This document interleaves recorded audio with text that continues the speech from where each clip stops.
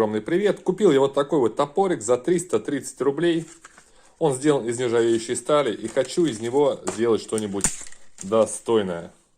То есть вот такой вот топоричек. Интересно, острый он. Ну, даже режет. За 330 рублей даже не ожидал, что будет резать. В общем, давайте его переделаем, сделаем с него что-то более достойное. Давайте посмотрим ролик. Первое, что сделаем, демонтируем саму ручку. Крутится. Вот такие вот ручки делают. Прям пластик. Дешевый пластик. Просто вставлено и запрессовано получается все это дело.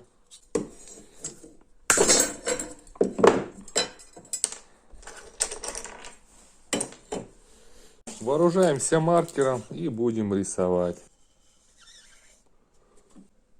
Я думаю, будет удобненько. Как раз не очень большой.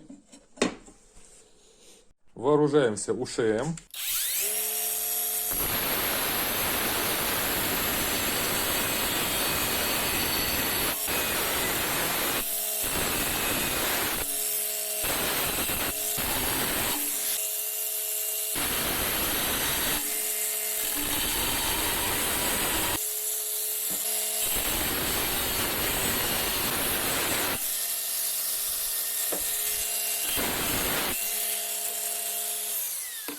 Получаем такой вот клиночек уже. Теперь доработаем немножко при помощи гриндера.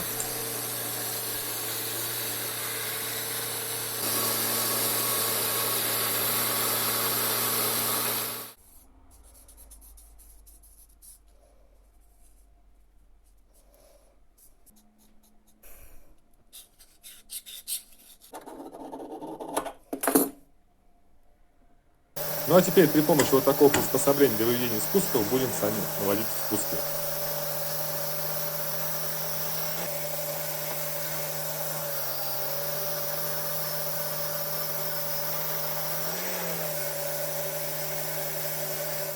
По итогу мы имеем с вами вот такие вот спуски.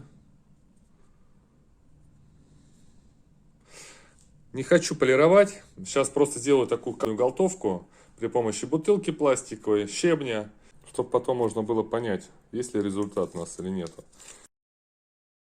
Вот так вот сделал бутылочку, набрал туда щебня, сделал вот здесь вот прорезь.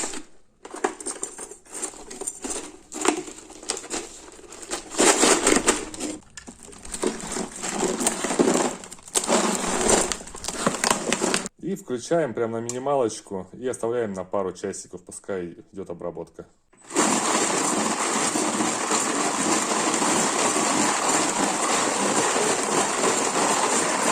Пока у нас идет готовка, мы изготовим ручку. Я пока покажу, как я изготавливал. Вот для рукояти это эпоксидная смола, обрезки дуба. Просто оставалась смола и думаю, ну что, куда ее девать, выливать, либо замораживать. А тут были остаточки дуба, думаю, дай-ка я залью.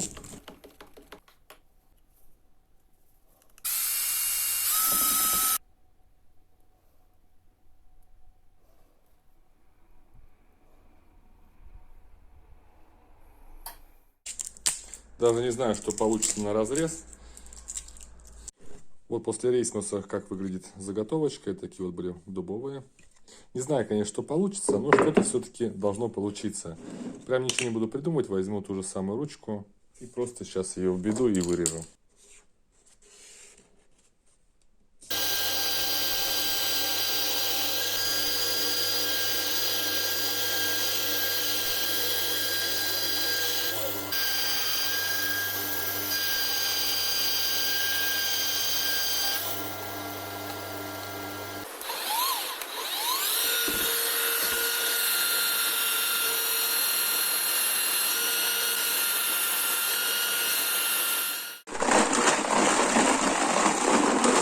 Так, ну прошло полтора часика. Давайте посмотрим, что же у нас получилось. На первый взгляд, как будто ничего и не произошло.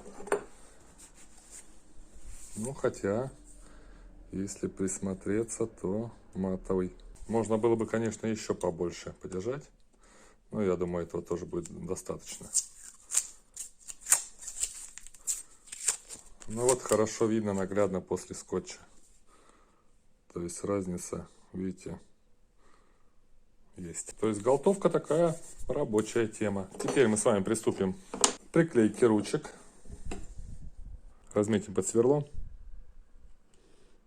Отверстие делаю сверлом на 5 миллиметров.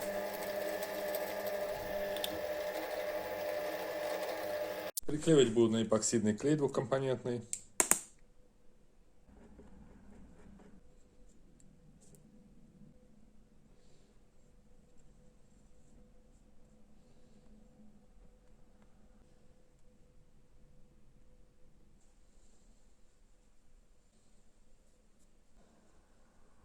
И в тесочке зажимаем.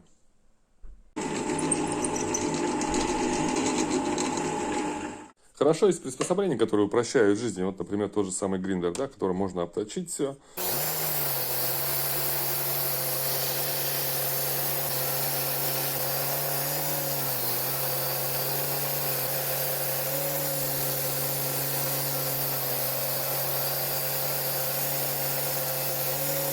Форма рукояти задана. Теперь при помощи орбиталочки уже дальше довожу, что мне нужно.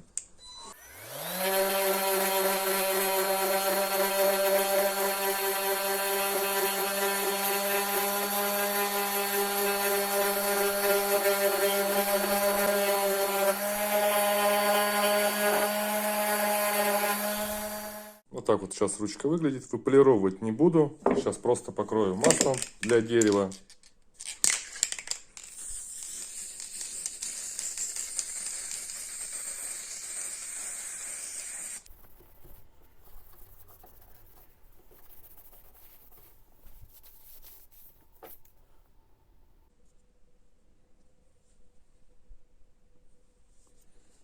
Ну, осталось теперь наш нож заточить. Точу он такое приспособление покупал в магазине, самый дешевый.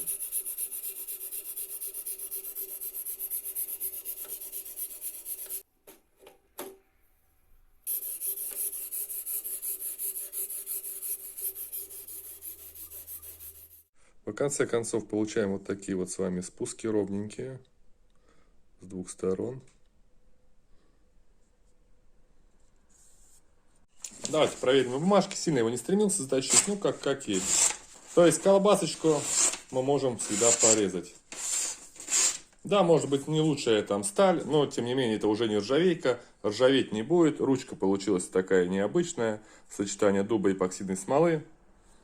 Смотрится интересно. Ручку теперь второй раз я уже, если захочу, даже не повторю. То есть эксклюзивная. Смотрится прикольно. Нож не царапается.